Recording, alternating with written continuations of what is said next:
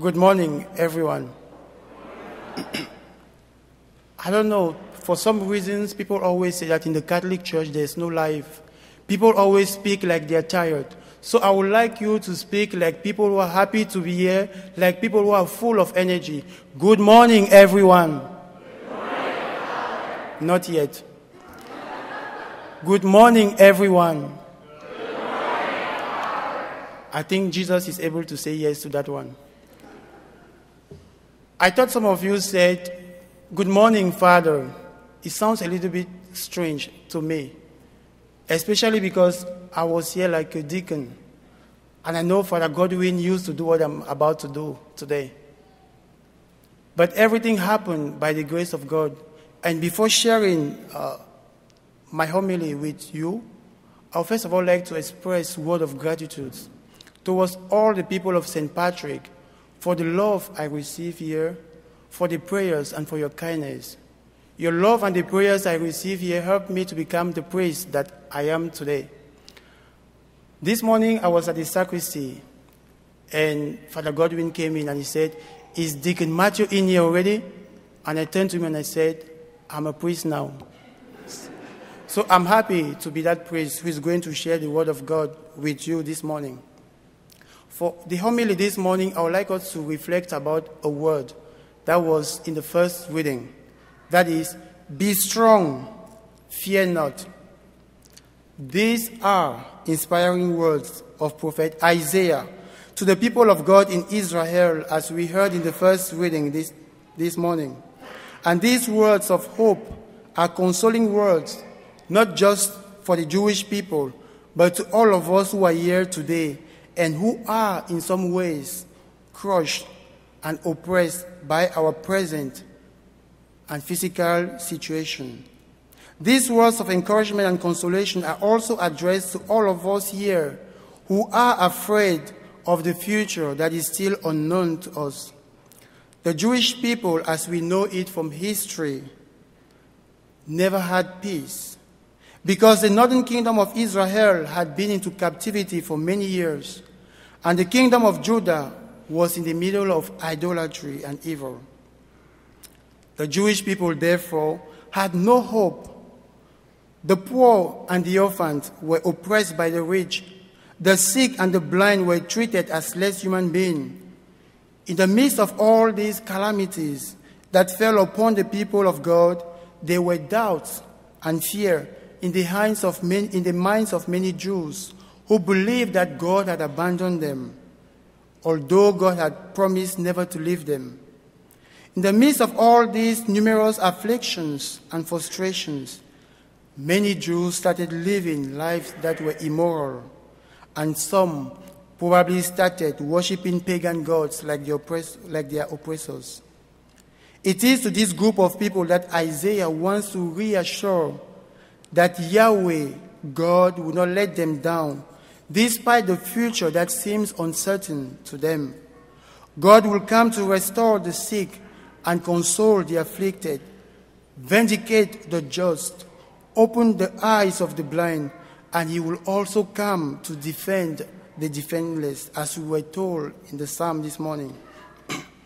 Isaiah invites his fellow brothers and sisters not to be afraid of their present sufferings, but to hold fast unto God in faith and in faithfulness. God does not desire that any of his children should be hopeless about their present situation, which at times might be full of rejections, solitude, oppression, humiliation. Jesus wants you and me to trust in him with a loving and sincere heart. At times, dear friends, we too are frustrated, oppressed, abandoned, rejected, anxious about the future that seems uncertain. At times we feel like the Jewish people. We feel at times that God has abandoned us in that particular situation in our lives. We are most often anxious about our relationships that are not working the way we want them to work. We are anxious about our friendships. We are anxious about our health and about our financial situation. We wonder every day what others might think about the choices we make in life.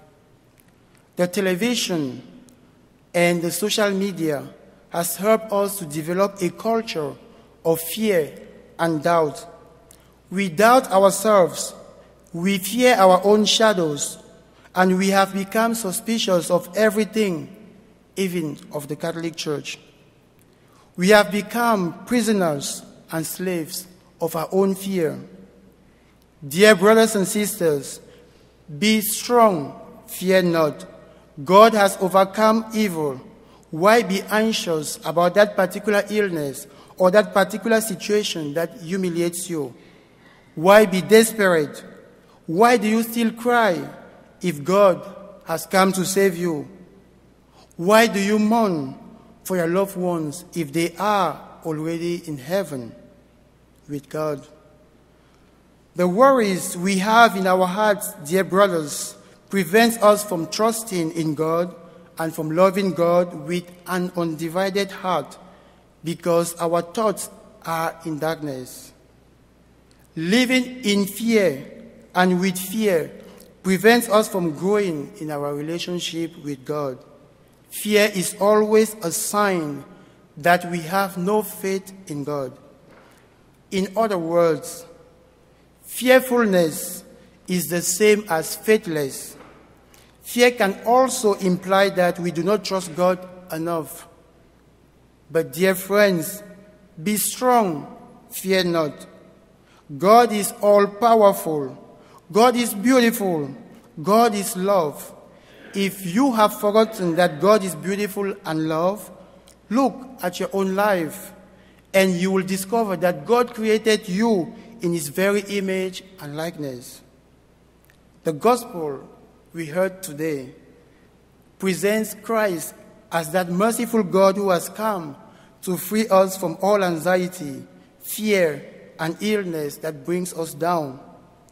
Christ has come to fulfill the prophecy Isaiah spoke about in the first reading. He has come to console and to reconcile each and every one with God. What was so special about the healing miracle Jesus performed in the gospel today? I think, in my humble opinion, that this parable had just one thing to teach us today. The lesson of this parable is that Jesus wants to open our ears and our hearts so as to be able to free us from all anxiety, fear that prevents us from loving God with a loving and undivided heart. My dear friends, give Jesus that opportunity to do the same in your life. Let Him take you away from all the distractions and the noise of every day. Put aside that particular financial situation, that poor relationship, that divorce that makes you anxious about the future.